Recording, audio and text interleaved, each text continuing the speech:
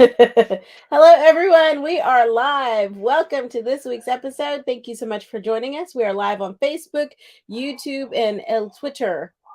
What are you doing? We're live. Oh my gosh. Please check out our website, HollywoodMatrimony.com. Go find us, like us, Facebook, Twitter, I like you. Instagram, Hive, and I'm sure I'm forgetting something else. Did I say Twitter? YouTube? Go like, share, subscribe, do all those things. Tell everyone you know. And if you don't want notifications, just turn off notifications, but subscribe and like it anyway. Do it now. You're so aggressive. Thank you. And welcome to the show. All right. As always, we have a variety of films to talk about. I did not, And alas, we didn't all get to watch everything. and I didn't check to see if the contests were updated. They are not. They are. Oh well, there's a Not new for one. me. That's what I'm telling you. Well, while you're doing that, I'll talk about other things. Talk about things.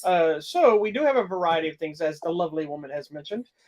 We've got some horror, we got comedies, we got dramas, we got action, we got nostalgia. We got some stuff that's just not good. And it's going to be kind of depending on how you look at it from your perspective, because I don't know. I've seen it get like one of the movies we're going to talk about is getting some rave reviews, and we were like, "Oh, really? This is it?" Well, I read another one that's like, if you're struggling to find it, we get it. Okay, good. So it's not just us. Anywho, so where do you want to start? Give me the one of mine I can talk about while you're doing that, or are you already ready? I'm ready now. Are you ready now? You want to save the main one for last when we discuss the franchise and all that stuff? Yes. Why don't we do this one will probably be the quick one. So this one? No, this that. So let's go down. Let's do the one next to this one. Let's go down memory lane and jump right into the special they had for the latest Power Rangers. And if you didn't know, the Power Rangers series are still going on. They've been going forever. Power Rangers. But they had like a little anniversary special thing called Mighty Morphin Power Rangers Once and Always, which is harking back to the original Rangers. Sadly, we know two of those originals are no longer with us.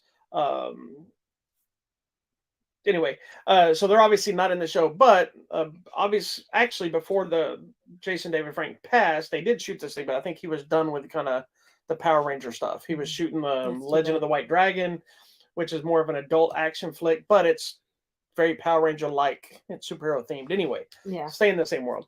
Anyway, so the premise of this show, it's like a one-off special. It's the whole thing is actually kind of a nod to the character of Trini, who died. The real life actress, I always forget her name.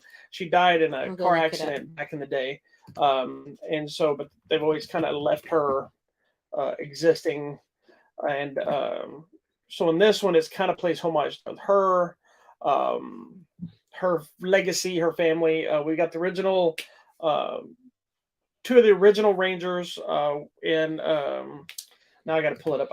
I know them until we talk about it. Jeez, oh Pete, I'm having a brain fart today. This one, David Yost, yeah, David Yost, and oh my God, hold on, I am so dumb. Walter Jones, excuse me, Walter Jones, huh? Trini Kwan. Her actress name was Tui Trang. Yes, she was a yellow. She did. It's funny because she did. She was in The Crow too. Oh. She was the weird little witch lady with the bad guy. Nice. And that was like stepping away from the Power Ranger world. And then of course she died in a car accident. That's too bad. But anyway, this one brings back Walter Jones, who's the original Black Ranger. He's the one you met at the convention that time. And then David Yost, who's the original Blue Ranger. And they're dealing with things of whatever. Then they brought back two of the other Rangers that had taken the place of some of the originals when they left. Steve Cardenas, who played the Red Ranger, and Catherine Sutherland, who played the Yellow Ranger, Pink Ranger, excuse me. So they had like a one of the core groups together. Like they were still Mighty Morphin, they just came in later. And then they had some other cameos. I don't want to spoil it for people that are fans, but I had somebody ask me because they were watching it. I guess they weren't real big Power Ranger fans. They were like, "Man, is it always just cheesy and the acting not all that great?" Yes. Yeah, that's the part point. of the nostalgia of the show. It's a cheesy children's show. It's just a fun. Johnny Young Bosch, who took the place of the Black Ranger, and Karen Ashley, who took the place of the Yellow Ranger at some point. They have cameos in the movie, but they're not on the Mighty Morphin side. They're part of think it's Time Force. It's the other show that they went Mystic to. At some point. Force? Maybe I don't remember which one it is. There's Time Force. Was as well. it SPD? I don't know. It's a Dino Thunder? They all exist. Ninja Storm? Oh, wait. Wild Force? Time Force? Rescue? Lost Galaxy? Space. Power Rangers in Space? There's a Power Rangers in Space? Mm-hmm.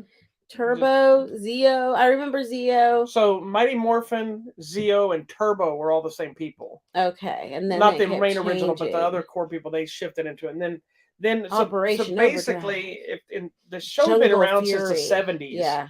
The real show in Japan. So if you don't know about it, it's a lot of the footage. There's Power Ranger Samurais? Yeah. I've never seen that one. There's also Power Ranger Ninjas. Yeah, I saw Ninja, Super Samurai, Mega Force.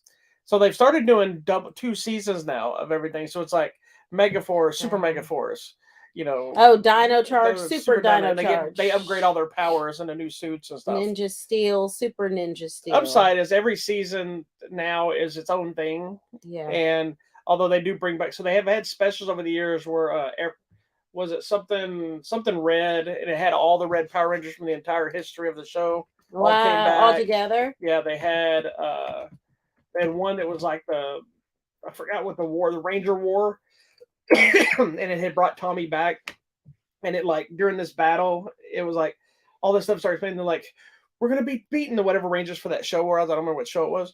They were like, they're gonna be beating whatever we're gonna do, and they're like, you need reinforcements, and you hear Tommy's voice, and they brought back every Ranger from every show that had ever existed, like the whole teams, but they didn't have all the actors. They just had them in the suits. Nice. The Tommy's the other one took his helmet off, and they gave a couple other ones. Anyway, and they've done a couple movies, but anyway, this new one is really cool. Just playing homage to the original series. It's fun, it's cheesy, it's goofy, it's stupid. It's everything that the show has always been. If you're an adult and never liked Power Rangers, you're not going to like it now. If you're a kid that liked Power Rangers and now you're an adult, you may look at it and be like, man, I like this. But you know what? I had a blast. That's it was everything. I heard it, and that lady was screaming again. Rita Repulsa. This time she came back as an android. Oh. So it was a whole new thing. So yeah, it's stupid, and I love it. Was Amy Jo in there? No. Well, no. Because she's still around. She's still acting and everything. And no, she apparently was discussed, but I don't think the offer they made her was enough. There? Which one? This one? Yeah, that's the original Black Ranger. Okay. Yeah, him and scroll back up. Right there. No, right here. David Yost. Yeah, he's like the nerdy guy.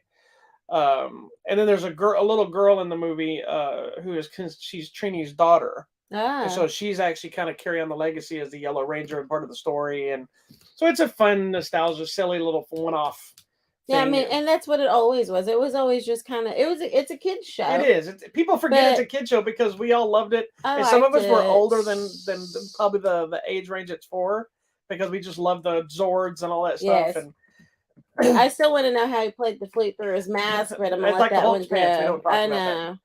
Fun fact, for those that don't know, I auditioned for the Mighty Morphin Power Rangers. Did you? Back when they were changing up the casts, when they brought in Johnny Young Bosch, who trained with my good friend Sifu Clark, who's a kung fu master here, who I trained under a little bit.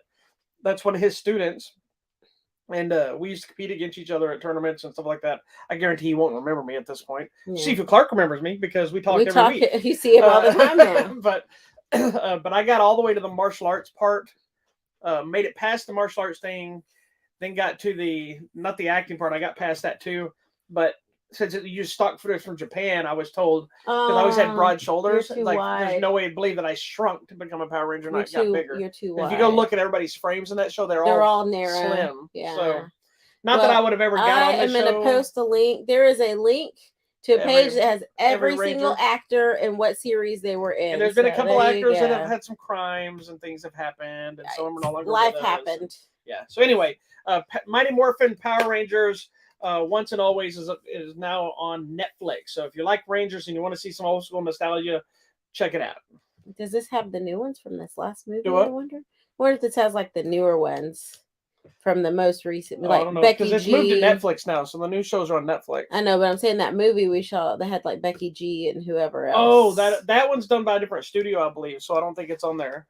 No, but it should still be the actors should. No, I still think count. most of those things are going to always just be the ones from the TV show. Okay. They don't usually show the movie. So that movie was a one-off, and It was. I don't know if you totally. remember then. I really liked that movie. I did too. And I don't know if you remember or not, but Amy Jo Johnson and Jason David Frank have cameos. Yeah, they were cameoed. And it teased us to introduce Tommy for the next movie, but they didn't do well enough. Mm. But apparently, I've heard they're redoing it, making another movie, doing something different. So completely different. Well, yes, that's we'll cool. see.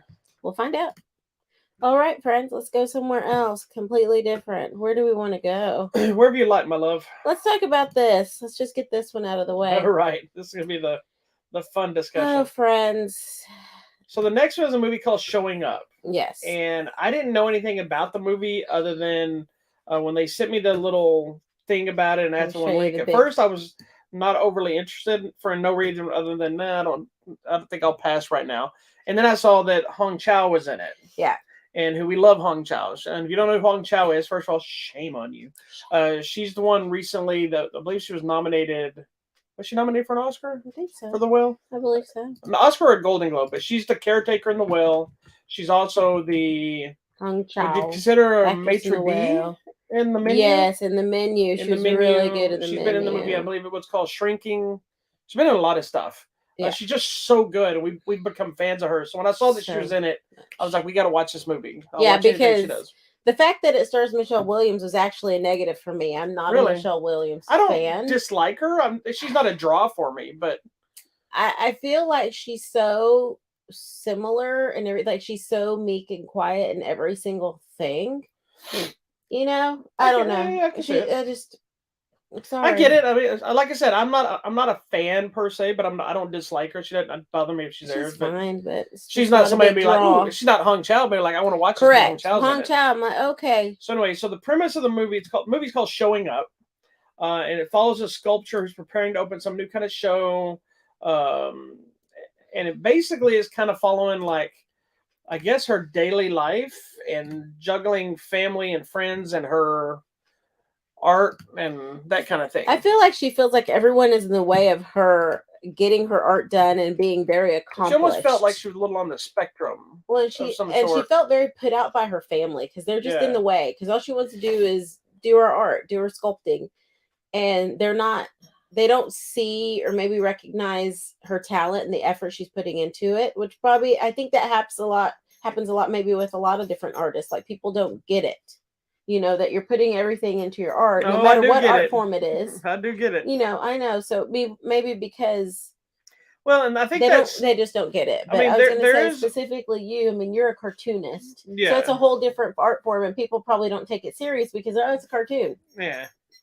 Well, there's a thing too with artists get a rap for being weirdos, and it's true a lot of times, and it's because I think when you're an artist of any kind, your brain is kind of operating in a different wavelength, if you will, as you see things differently. It's like we've talked about music. You see notes, you see this, and math, and you see things. And art, people see things a different way. Me and you've talked about before when I'm like watching something animated or I'm watching something, I'm like noticing a line. I was like, oh, that's cool how they did that, such and such. And you're like, I have no idea what you're talking about.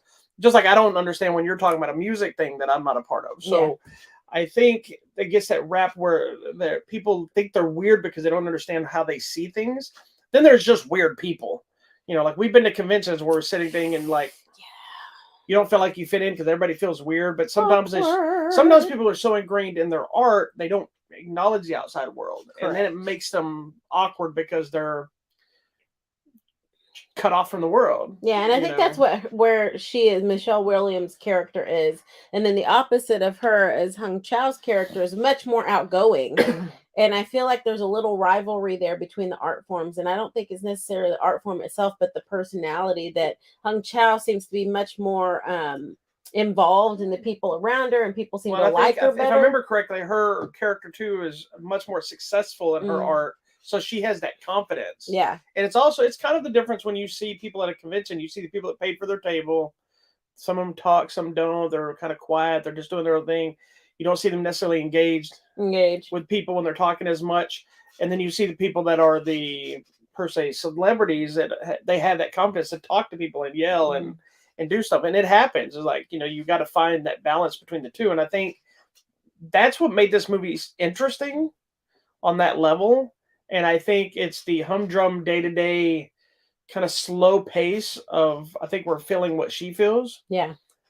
But at the same time, I really thought I was going to connect to this movie being an artist like this and understanding this world. And even though I'm more outgoing and things like this, I have friends that are like this, but it just couldn't get to it. It just wasn't, I couldn't connect to this movie at all. It's so slow. It was so slow. It's kind of boring. Michelle Williams brought me nothing, which that's what I expected. Well, I think she was good. I think her, everybody's performances were actually good in the movie. It's just we weren't going such anywhere. a slow pace that seemingly goes nowhere. Like, I understand what they went for with the ending, but it's like I didn't care. You know, I was just like, and I'm not one of those people that needs to care in every single movie in every aspect. I was just like, okay, well, that was a movie. Yeah. You know, I didn't hate it. I just didn't care anything about it. It was just too slow. Somebody else said just slow. It was one of those that, like, halfway through it, we were like, do we want to keep watching this? Yeah, someone's like trying to connect the dots on this movie. I'm like, yeah, I mean, the ending, I guess, with the bird thing, fine. We get it. It's a metaphor, fine. But, okay, you wasted an hour and a half of my life to tell me one thing that I don't know if it's actually going to change her life or not. Yeah. Is she going to learn anything from the whole experience? It is. It's I think it's a movie that people should watch, but understand that it's super, super slow. And the reason I say people should watch it is not because I'm recommending it as a film, because I think everybody's going to connect differently with it. Perhaps so. Perhaps I didn't get it. And I think people that will connect with it will probably find something deep there. Yeah. Like, maybe it's a mental thing, an emotional thing that we don't suffer and deal with, so we're not connecting to it. And I'm going to say and instead of or. And if you really like Michelle Williams, maybe you're going to love it. Yeah, like, we really like Hong Chow, but they still didn't help enough. I mean, I liked her and I like her and everything pretty much, but yeah, it's very slow. It's just a movie that exists as far as I'm concerned. It's not horrible, but it's not good either. No, it's fine. It's just So decide for yourself. Go check it out. All right, next. I think it's in theaters or something. Let me look. What did I say? Yeah, it's in theaters. And A24 puts out weird stuff sometimes, a lot of times. Correct. So. And I think it was specifically this writer director combo. I was reading another thing. They're like, well, here you go again. You might struggle to connect because of something else they did similar. All right, let's go with something completely different and fun. Or funny. Tell me about this movie. Which one are we going with? This one. Oh, Quasi. This looks I'm so excited for hilarious. This movie. The moment, and it kind of came out of left field because the trailer dropped, I want to say a month or so ago. I didn't even know they were making a new movie. So Quasi is a new version of the story of Quasimodo, the Hunchback of Notre Dame. Yes. Or Notre Dame, depending on who you would talk to. And it's from the guys Broken Lizard, who did Super Troopers, Beer Fest. So you already know it's going to be funny. You know, I love those guys. I love every movie they've made. The Slammin' Salmon. You know, not all of them have been as good as Super Troopers, but you know, I love Club Dread. Yeah, you saw Club Dread, right? I think I did. So they're on the island. Bill Paxton plays like the hippie guy, and it's like a slasher flick. I think so. Anyway, so this is their latest flick. So you already know it's going to be kind of a stupid, silly, spoofy type comedy, and it is that. It is hilarious. It's ridiculous. It's stupid. It's essentially a different version of the Quasimodo story. It tells you that you've heard the stories of this. Well, this is the real story kind of thing. And I don't know what to tell you. It's just fun. It's stupid. It's got all their normal gags. All the guys are here. There's a TV show, Tacoma FD, that I watched. It's the fire department group. Yes. That's from two of the guys from Broken Lizard. And all the cast from that show appear in it as well as various characters. So it's kind of like Broken Lizard and Tacoma FD, and they're all kind of together. And some of the people played multiple characters, which was funny. There's some running gags. I don't know. I don't know how to explain much else about a movie. It's just it seemed crazy. You either it's the kind if you like Broken Lizard stuff, or you like stupid like comedies, spoofy comedy stuff like Naked Gun-esque type stuff. That's what this kind of movie is. It's not full on spoof but it is at the same time. Yeah. And it does kind of go off the rails and really pulls no punches at times. Like there's a whole sequence where a torture where somebody gets a spike driven through their scrotum, and so then people are pulling on them. You know, so it's one of those things. There's vomit and there's weird sex and because you gotta remember the weird stuff we deal with a hunchback. So Yeah. so I love the movie. It's a Hulu movie, so you don't have to pay for it if you already have Hulu. You just watch it on there. The Broken Lizard guys are always awesome, and I highly recommend it if you like that kind of stuff. And I also heard that they're possibly doing a sequel to Beer Fest called Pot Fest. Oh my gosh. I'm very excited. That's funny. Okay. Quasi is streaming now on Hulu. Really, the only thing else I could tell you about it would spoil jokes, and I don't want to do that because that's what makes it fun. Yeah. Okay, let's go over here. What we got next, sister? All right, next we're going to talk about this movie right here called Ghosted, starring Chris Evans and Anna de Armas. Who are they? They are actors. You ever heard of them? I think I've heard of them. Are you all right? Yeah, I'm smiling. It's So what's this movie about? Captain America and Marilyn Monroe. Oh. There you go. In their third movie together.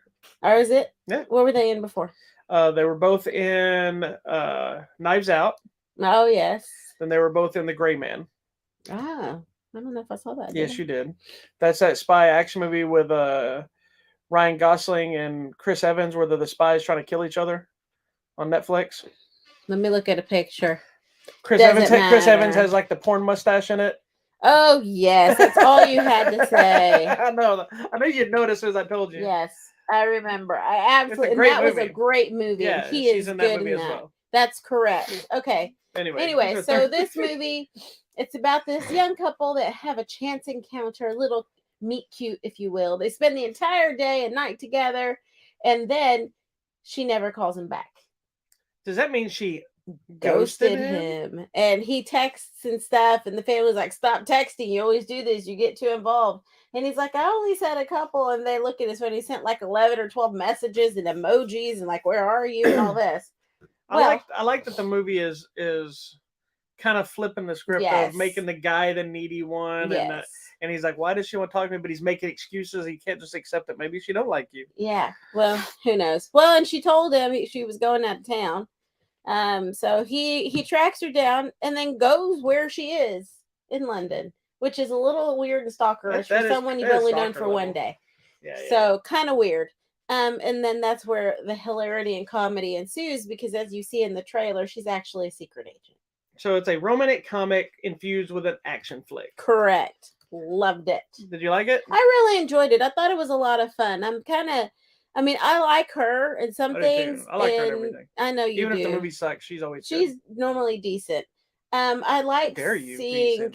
That's an Academy Award nominated actress, young lady. Okay, I like seeing him doing different things that are funny, and like this one, like you said, kind of different, out of tone for him. Well, here's what's funny is that's not out of tune for him because he already had before. The problem with him now is we all know him as Captain America. You just know Captain. That's what's in your head. But you remember he did that movie years ago. This parody on all the teen comedies. Is it Not Another Teen Movie or whatever? Not Another Teen He's the one that's wearing like the whipped cream on his crotch and stuff. Yeah. Supposed to be the girl in that one, and he did a lot of like funny, goofy stuff back then.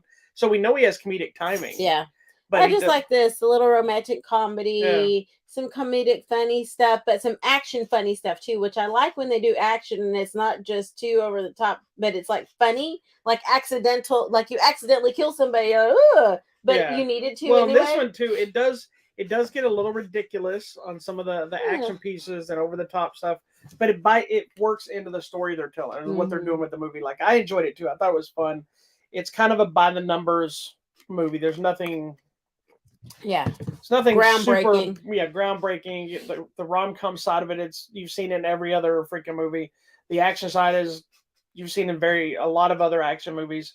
They just kind of merge it together really well, and it's just fun. I think they have good chemistry. It's really good. I agree. And I've heard other people say they have horrible chemistry. Oh my gosh, they're so cute. They're friends. Yeah, they look like they look like they were just having fun together, and I think I think it worked. I think they are the reason this movie works. And there's a lot of fun people in this movie too. Yeah, there's a lot of secret cameos that you can't won't tell you, but there's some people that show up that are just funny. They have like very small parts, and you can tell they just called in some favors. But even so, like the bad guy in this, can we say who the bad guy is? Do we know he's in it? I think so. Is he in the trailer? I don't know. You can say it, I guess. Okay, well, Adrian, he's not really a cameo. Adrian Brody. No, I'm just saying he's the bad guy. He's so fun in this. I love his parents. We get to meet his parents and his family, and they're hilarious. Yeah, it's a lot of fun. And it is an interesting, different kind of film for the director. Is it Dexter Fletcher? He directed Rocket Man and Eddie the Eagle. So it's a different kind of movie for him. So it was kind of fun to see him get these people. Those are very emotional. They are. Did you ever watch Eddie the Eagle? No, it sounded too sad. It's not. It's actually pretty fun. Okay. Yeah, that ski movie sounded sad enough, but maybe uplifting. It's a good movie. Anyway, yeah, it's one of those movies that it's kind of it's just a popcorn flick. You just watch it, you enjoy it. Let it happen. Stop trying to make it something that it isn't. Stop trying to find depth or some crap in there. It's not. There's no depth to it. It's just. This one is just fun, romantic comedy action. Saving the world. And it's on Apple TV Plus. So you can go watch it with two of the most beautiful people on the planet. They are beautiful people. So there you go. Anyway, Ghosted is available now, as she said, on Apple TV Plus. Go watch it. Enjoy it. Take time away from the humdrum day of the life. Yeah. If you want humdrum life, watch Showing Up. If you want some fun and excitement, watch Ghosted. Okay, tell me. If you live the life of Ghosted, watch Showing Up. If you live the life of Showing Up, watch Ghosted. Yeah, do something. Okay, tell me about this because I didn't get to watch it and I'm very upset about it. It bums me out. I was hoping because there were some things to discuss. So the next one is a movie called Somewhere in Queens, starring Ray Romano. I love me some Ray Romano, guys. And Laurie Metcalf. She's great too. As well as a slew of other people. That's also Ray Romano's directorial debut. Oh, good for him. And I believe he co-wrote it as well. Nice. I'm so excited. Let me tell you, it is a great movie. Is it? It's a little family film. Dealing with like the Italian family, but the story is really about this guy. He works with the family business. He's been married for a long time. They have this son who's a kind of a star basketball player in high school, and they're really pushing to get him into college, and they're trying to figure out financially how they'll deal with that stuff. It's all that kind of stuff. Yeah. But then he meets a girl, and then there's like a great dinner scene where the guy is he's talking about college and whatnot. She's talking about not going to not working for the family business, or was it? She was talking about she's against college, and they're all giving her the look. And then the grandfather's like, "That's fine because he needs to skip college anyway because he's just going to work for the family business and move all that way." And then she's like, "No, that's stupid." And so he should go to college. He's getting this, So it's a lot of that family, and then of course the stereotypical Italian families fighting and yelling at each other, and then there's drama and Ray Romano making bad decisions, and so it's just kind of that thing, and it's really well done. I really enjoyed it. There's some heartfelt moments. There's him and Laurie Metcalf have some great dialogue back and forth. She's kind of the blunt Italian mom, like she doesn't really like the girl he's dating. Yeah, she's like, "Oh, you." They'll let you know. Don't worry, Latina moms are the same way. So, but it's a little fun flick. It's not. It's emotional. It's funny. It's heartfelt. It's not like slapstick funny. It's not like it's dramedy kind of thing. Yeah, it's live funny. I'll have to watch it. It does deal with some heavy moments. But I think he did a good job as a director. I think he's good. Ray Romano's the same in everything. Yeah. So he's Ray Romano. He plays Ray Romano. So I don't know if this is based on his life, but it feels like there's some personal stuff in there. I enjoyed it. I thought it was a good little flick. Okay. It's another one of those that if I tell you everything, that it's kind of pointless to watch it. Okay. We'll have to go watch it because I really want to see it. And there's a moment at the end that I guarantee you, like, it's not super emotional, but at the very end, there's one moment that kind of everything is kind of like a movie should be. All these little elements they're like this as the movie starts. And there's this one single moment at the end of the movie that brings it together that will make you just, oh, I'm going to cry. Because of everything that happened before it. Okay. So anyway, Somewhere in Queens is in theaters now. If you can find it. I think it's like a lower limited release or small amount of theaters or something. Okay. Then we're to this movie. Yeah. Oh, wow. All right. So the number 2 movie this weekend. What do you think number 1 was? Mario Brothers. It is. That movie is still dominating. Really? I still haven't seen it. It's already right now. I think it's saying it's like the highest grossing movie this year already. And it's up there big time. Wow. It's racking it up, man, and it's massive. Amazing. Anyway, so the number 2 movie this year, which did really well, which is Evil Dead Rise, which is the latest installment of the Evil Dead franchise. And what we want to do is we want to talk a little bit about the franchise, but I do want to point out, if you haven't seen the new movie or don't know what the movie is in relation to the franchise, is it's a standalone movie. It really you don't is. have to see the original movies to see anything about this. You can walk into it, enjoy the movie as it is, all of its bloody, silly, horrific fun. Or you see the other stuff and you catch a lot of the little nods and the Easter eggs and the extra stuff to just embellish it. This is not a remake. This is not a reimagining. It's basically kind of another story about like the its own Necronomicon. Story, yeah.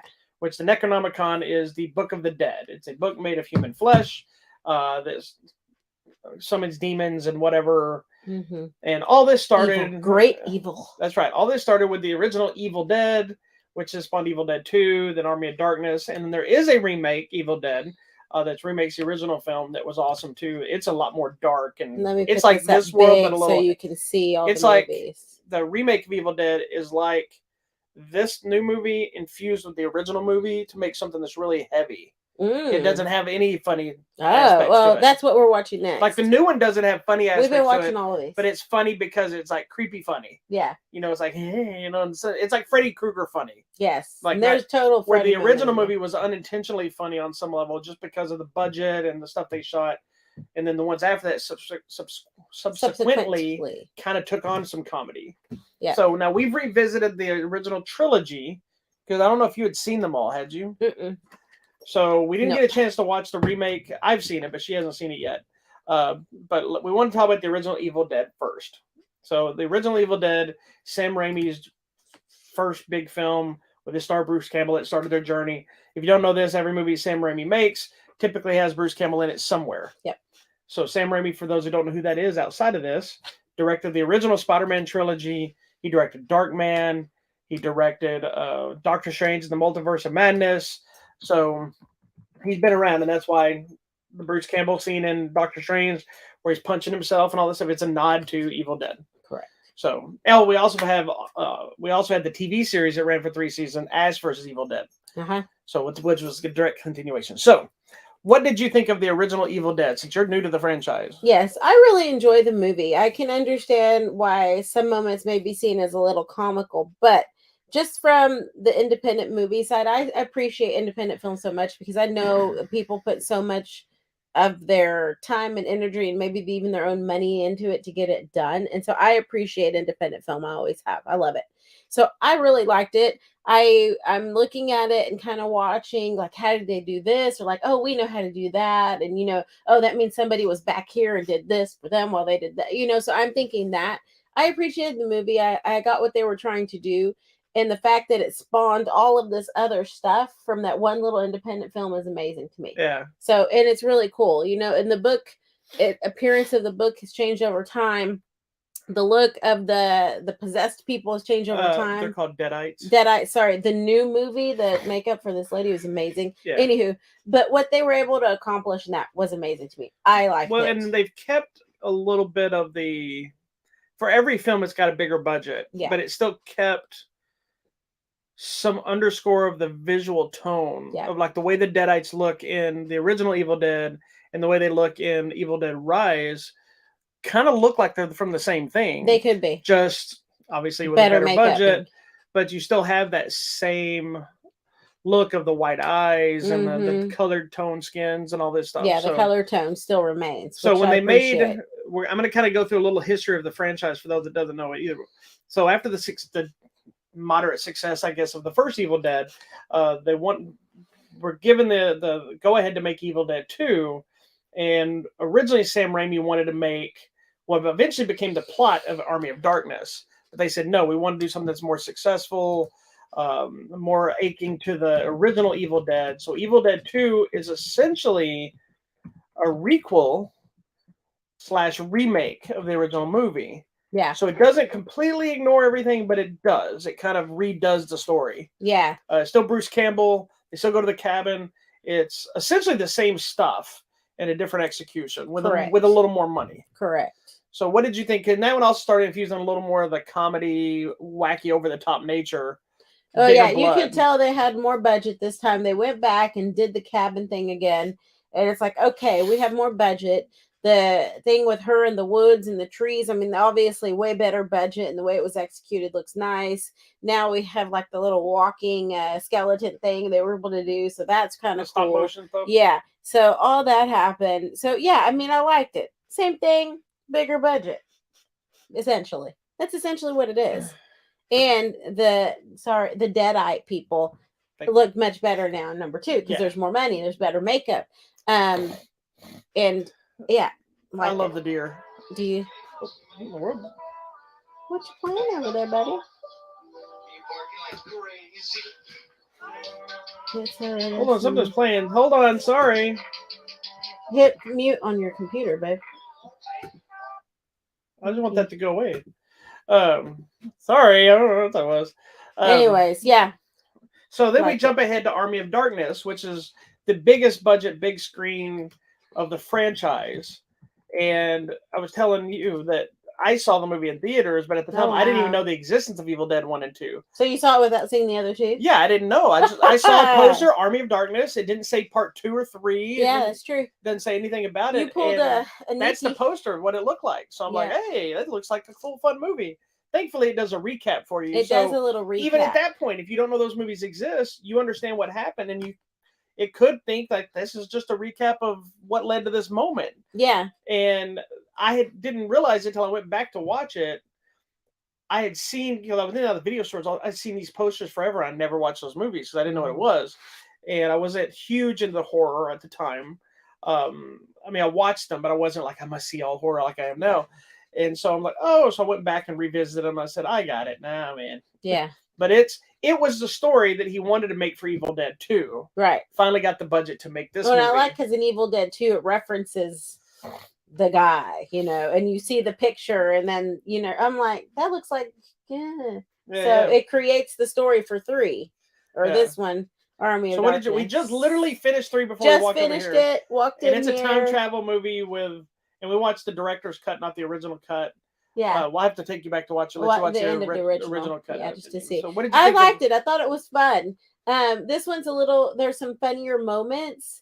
Obviously bigger budget. We could do the time travel. I liked the time period we're in, because I feel like that sits really well in the sorcery and the evil and the dead and the book of the whatever, that whole time period seems to sit well with the theme of the movie, and the armies rising and they're fighting and the soldiers, and I just liked it. I really enjoyed it. I thought it was a lot of fun. Were you okay that they kind of changed? Because it always bothered me that the ending of Evil Dead 2 that leads into Army of Darkness is the same but slightly different. Yeah. It annoys me. I'm like, why do you change it? Just go with what you had. But yeah, it's okay. It's what they wanted to do. So anyway. No, I liked it. Yeah, so the director's cut has a different ending. It was the ending to where he wakes up in like a post-apocalyptic world. And I think that was going to be the next chapter. Mm-hmm. But Army of Darkness didn't do that well at the theaters.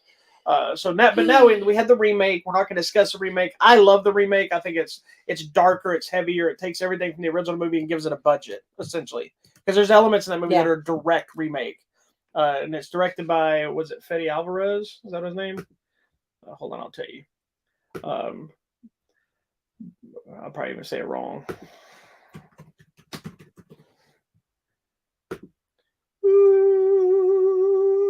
Moon River. Yeah, Fede Alvarez. What did he direct? He was something big. Have I seen this one? I feel no, you haven't. I don't think you watched this. I went to the theater by myself and saw it. Oh. Oh, he directed Don't Breathe. Okay. And then he did this. Lights out, breathe out. Yes, lights out, breathe out. Yeah, he did Don't Breathe and The Girl in the Spider's Web.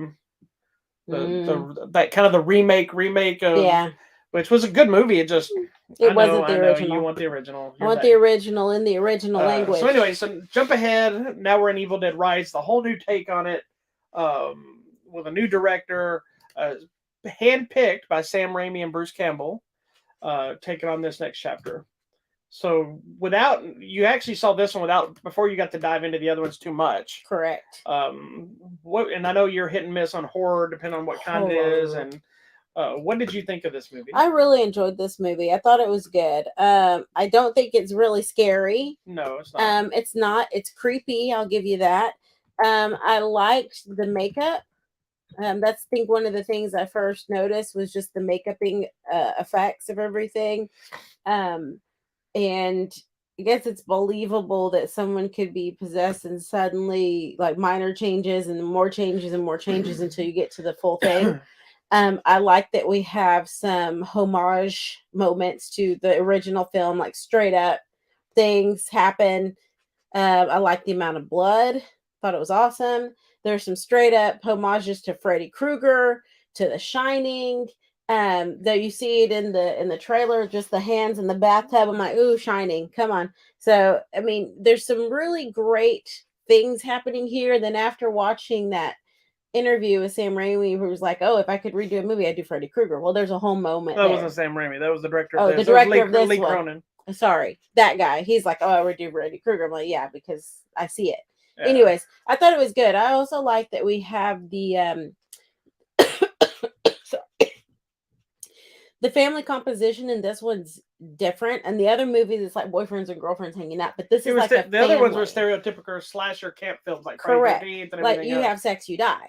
But this one is very much centered around a family, and it's kind of a family going through loss. They're dealing with kind of the separation of people, and everybody's trying to figure it out, and even like maybe losing jobs or losing homes and not where there's like no direction for the family. Yeah. So in a way, I guess it's the metaphor for if you're just like all when this whole thing, the whole premise of this one had me concerned before we saw it, because one of the whole things with Evil Dead was always in the woods, and every movie's been in the cabin in the woods except for Army of Darkness, but it was at least still dirty and outside and monsters and this and that. So taking it to the suburbs, if you will, the city, and putting it in an apartment building had me worried, like, well, what about the trees? And what about this? And they did some very clever things. So you have like the same scene as when the trees are taking the women.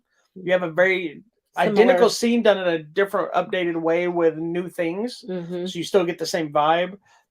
There is one element that I've seen some people complain about, and I can see it. I thought the same thing when I was watching it, where it didn't seem to be consistent on how you become a Deadite, but I didn't care. It was fine with that because the one you thought because they ingested something, but then you see the other one kind of do it, but doesn't happen. So you're like, but I'm fine with that. It didn't bother me. I just thought like, oh, that's different because normally you have to do this, and I think it's because you just kind of from that. But who's to say that it would each demon that it summons or whatever is the same? Well, yeah, but then I'll tell you why I think how it happened.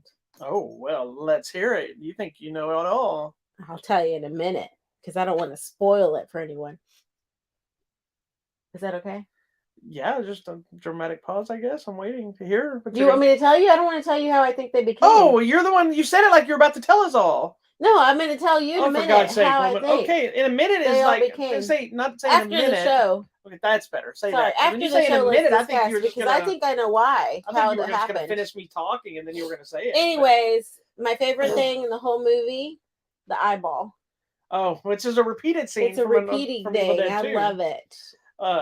Yeah, I like that.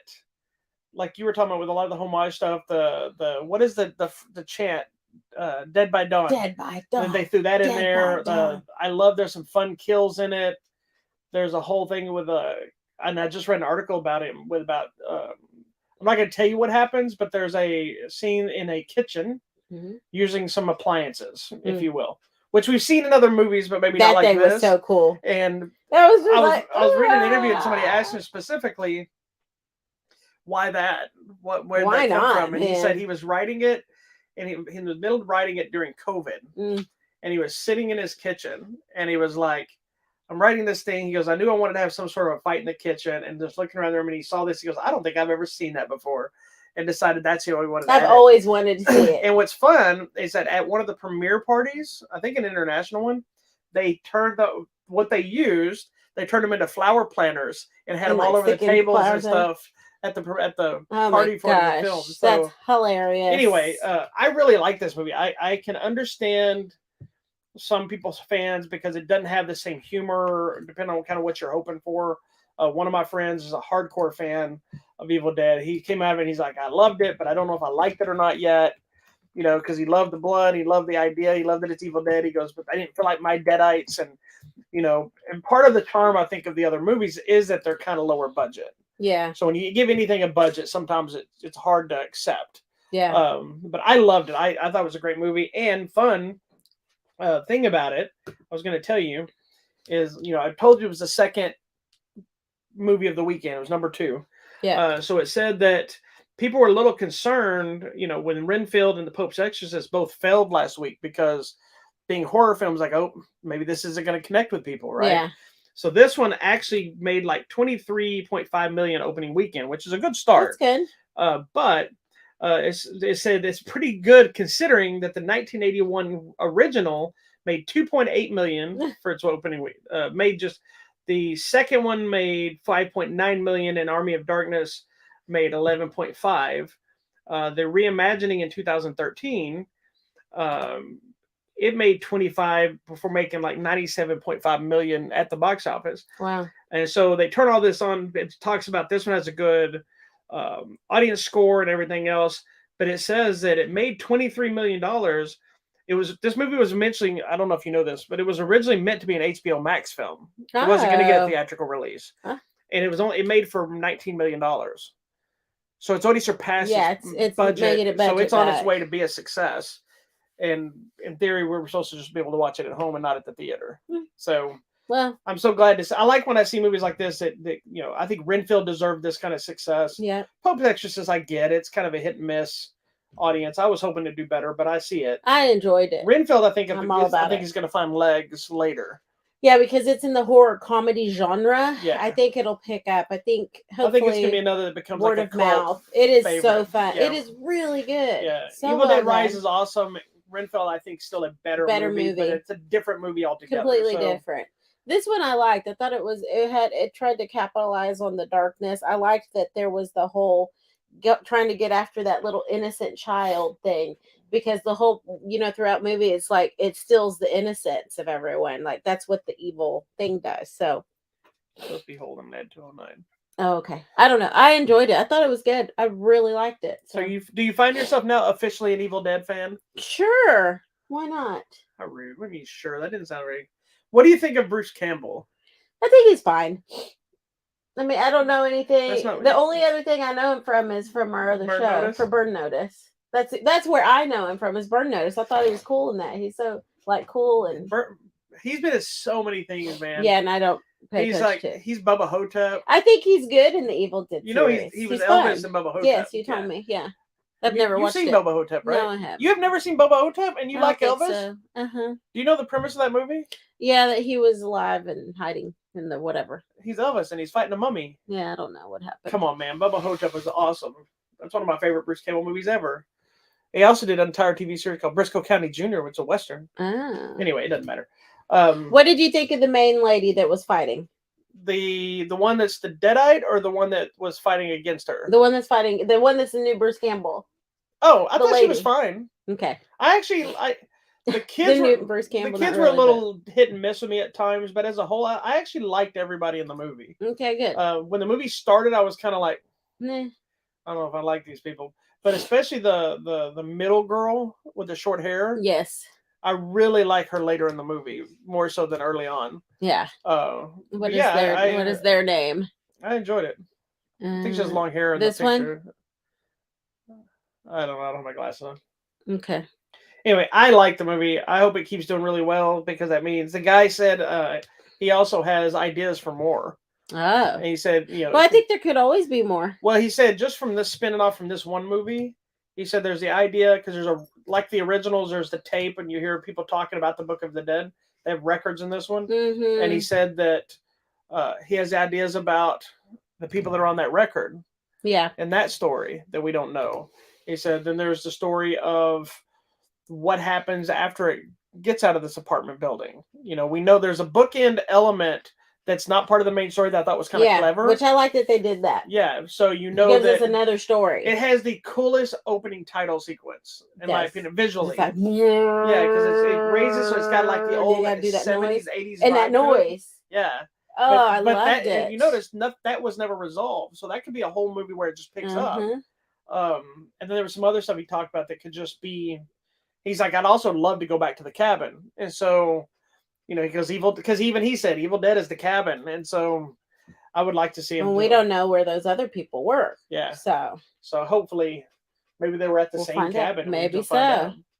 Anywho, and be on the lookout for all kinds of little Easter eggs. Excuse me. Yes, throughout. And I will tell you this: it's not really a spoiler, but it's mostly because I want you to see if you can find it. There is a Bruce Campbell cameo. Good luck finding it. There you go. Evil Dead Rise in theaters now. Go check it out. Get some popcorn. Or don't if you don't like eating with a lot of blood. Oh. So we've been talking on the show. We used to do that to the kid. That was so mean. So what? I would do that to the kids. Oh, when we knew we were watching something, I'd make spaghetti that night. So I know we've talked about Project Wolf Hunting being one of the bloodiest movies we saw this year, but now this one has been gallons and gallons and gallons of blood. Now this one I think I'm talking about just straight up blood. Let's not talk about the aggressiveness, because that other movie is aggressive blood. Yes. The Project Wolf Hunting movie. Yes. This movie's super amounts of blood, but it's also got kind of that just wacky. Like, I know some people that are probably terrified of this movie, and some people are going to be grossed out by this movie. Like, I have somebody specific. I wish I could make them watch this movie, but I know they would never would. I don't think it's gross. But because you're not grossed out by the blood, you're grossed out by real blood. Yes. Not the fake blood. No. So, which movie do you think is bloodier? Probably this one by sheer amount, by volume. By volume. The other one, aggressive bloodiness for no reason. Yeah. This one, volume of blood. Gotcha. Gallons. Yeah. All right. Cool. Agreed. All right. So what's am I up now? You're up. We're over to you, sir. All right. So this week is not a lot of brand new stuff. Well, there's a few things. A lot of TV shows and really. So, Super Cop, which is actually Police Story 3, with Jackie Chan and Michelle Yeoh. It's the movie where she rides the motorcycle on top of the train. Is getting a 4K release. Cheers, the complete series, is coming to Blu-ray. A movie you love, Triangle of Sadness, is getting released. Nice. It was basically a moment of sadness. The series, we never finished them, but it was called Small Axe. It was the series of films, I think, on Hulu that were all like the African-American actors in each storyline. Yes. We watched about 2 or 3 of those. We didn't watch all of them. They're bringing all of them onto like one collection. Oh, see, I would love to watch some movie called Two Orphan Vampires. I'm assuming is like an older film, it looks like. Oh, I want to see that. Primal, the complete second season is coming out. You liked that. That show is so amazing. Star Trek Lower Deck Season 3 is coming out, which is such a great animated series. His Dark Materials, the 3rd season, is coming out, which I believe is part of the Golden Compass series. Mm-hmm. I think that's what it was. And then there's a new DC movie coming out called Justice League and RWBY Superheroes and Huntsmen Part 1, which RWBY is some sort of an anime. Okay. And that's the initials for the people's names. It's like Ruby, West. I don't know what their names are. But it looks like the Justice League people are somehow thrown into this world that they're in, but they're all turned into teenagers. So you have young Superman, young Wonder Woman. So that's the new. I think there's a comic series too. So I don't know anything about that. So, but I'll check it out. We have it, so we can watch it and find out. So that's the new thing. And I think that's pretty much it. I think for the most part of the big stuff, anyway. Okay.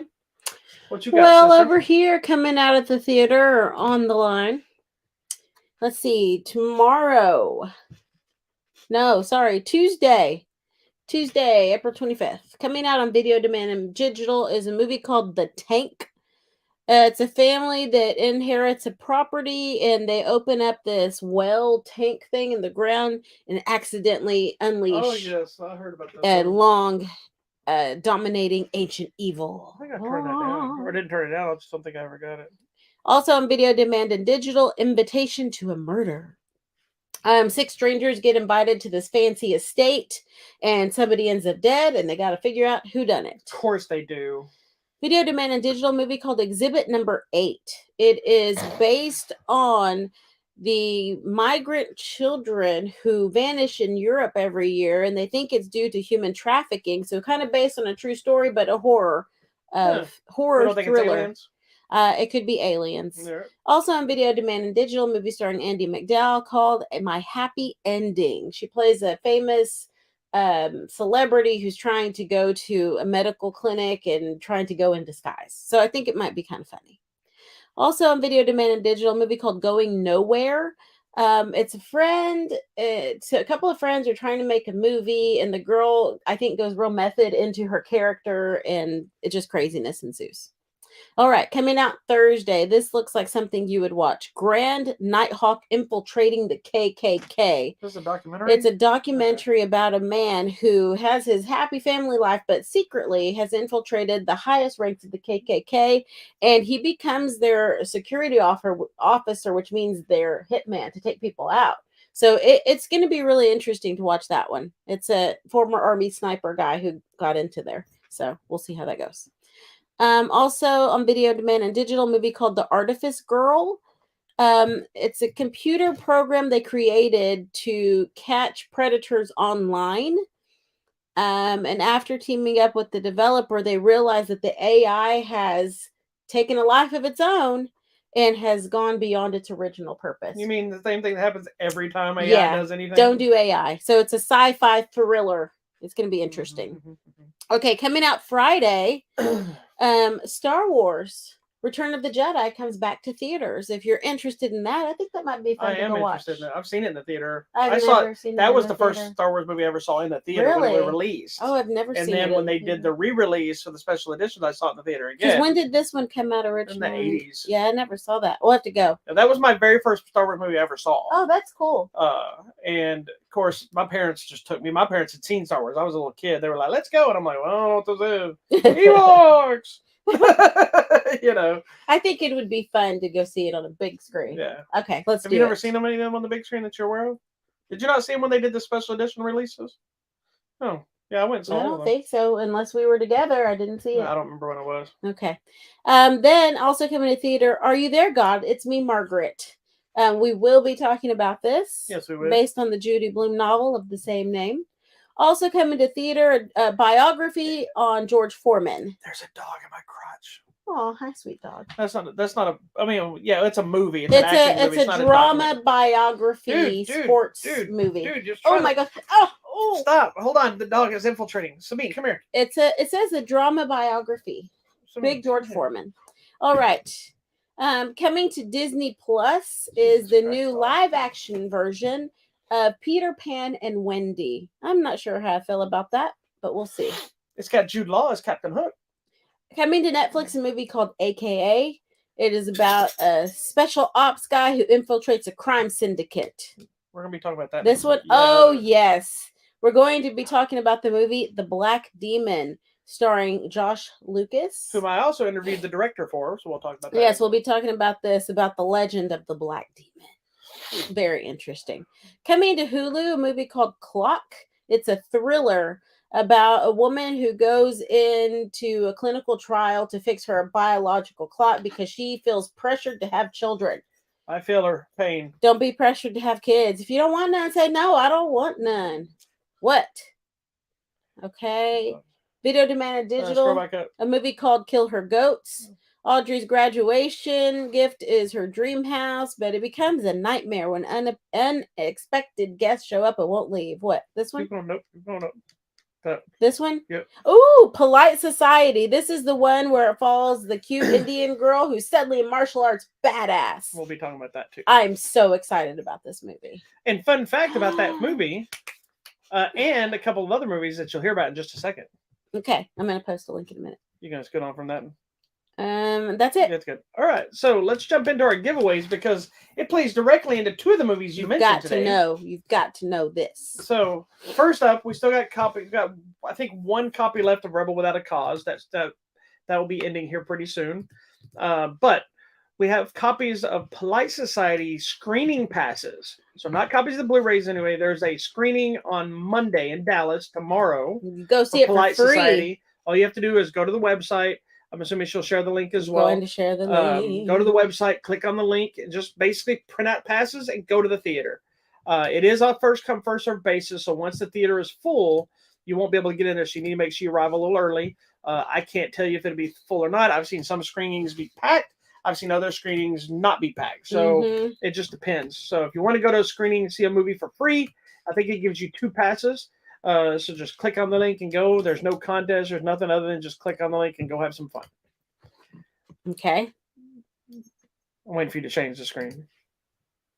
All right. Also, we still got a copy of Cool Hand Luke available on 4K. Oh, and what? Another screening. So we have also copies, screening passes for Are You There, God? It's Me, Margaret, which I believe is on Tuesday. It's also in Dallas. Both of them are at the same theater. And yes, you could go to both screenings if you wanted. It doesn't say, well, you got one, so you can't go to the other one. You just go, you get your passes, you go to the theater early, you'll stand in line or wherever it tells you to stand and go enjoy the movie. Makes sense? Yes. Then we also have a couple other giveaways with, I'm talking to myself now, apparently. There we go. We still have copies of Magic Mike's Last Dance. And our newest one we've just added is a movie called Unwelcome, which is, I believe it's an Irish horror flick. So about people that go somewhere and some things happen. I haven't watched it. We'll probably talk about it in the next. That sounds so fun. So don't forget the Polite Society and the Margaret movie. Those are screening passes only. They will go away at the moment or be deactivated the moment the screening happens. So if you don't get your passes tonight or tomorrow, you'll have all day during the day tomorrow to get Polite Society passes, and you have all day up to Tuesday during the day to get your Margaret passes. So if you want to see movies for free, go. There you go. And if you get the passes and you go, then there's a better chance of us getting more of them. Yes. If you don't want to go, but you want other people to go share those links out to other people, because then we get more and more screenings. I've been working on building some new ones, so hopefully get some stuff for some bigger things soon too. And yeah. I'll stop trying to share stuff while we're talking here. Okay. Anyway, so I guess that's it. Someone's now typing. Tell us a little bit about your statue you have here on Facebook. All right. So as we wrap things up. Is the best thing ever. We are members of the D23, which is the Disney fan club. Ooh. And we received this cute statue this week. This is celebrating 100 years of Disney. And this is the special official fan club welcome statue. It's cute Mickey. Just being like. And look, he's petting Ed 209. He's dancing. He's happy. If you want to join D23, just go to their website and join. There you go. That is all. It gives you discounts and exclusive stuff. Like that was the only thing I was telling her that I was bummed about. Not the only thing, but one of the things that bummed me out really about Celebration, the Star Wars Celebration we just missed in London, because on the last day they had a screening of Return of the Jedi that was exclusive for D23 members. And I'm we like, could have done that one because we're exclusive to those. We're members. And that cool poster, they gave that poster signed by the artist to everybody. I'm like, wah, wah, wah. Anyway, but that's what's happening. All right. Well, that's all, friends. Thank you so much for watching. Make sure you check out our website, HollywoodMatrimony.com. Go click on that contest button for the free movies, screening passes, all the things you want for free. It is there. We thank you. We ask you to please go check out. No, I said, please go check out. I got tongue-tied. Find us. Website, Instagram, Twitter, Facebook, Hive, and YouTube. Go go thumbs up, go send hearts, go send bubbles and smiles. And sometimes you might even find me at Target. There you go. I was there. Oh my gosh, I got stuck into I haven't been the to Target. Well, no, I take it back. I went in Target first time for. I went in to look for like 2 things, and I spent $100 on accident. Why you didn't spend $200 on accident? You spent $100 on purpose because you don't listen. I got cute socks with llamas on them that I'm wearing right now for $100. Yes. And I bought my mom a birthday present, and I bought a card, and I bought like 4 notebooks. Did I get anything out of this? My love. I got these socks that made me think of you because they have little llamas. I never get anything. Let me tell you how this works before we wrap up this Hollywood I might have to log us out. So sorry. Bye. She basically always just ignores when she goes to the store for me. I come home, buy her stuff, ask her for stuff. She never asks me for anything. She never gets me anything. She gets her candies and stuff. And she goes, well, you didn't ask for anything. You weren't there. But I bring her something every time. I didn't know you wanted anything. Rude. All right. Bye. Thank you for watching. We might be here next We'll week. see We you might next not.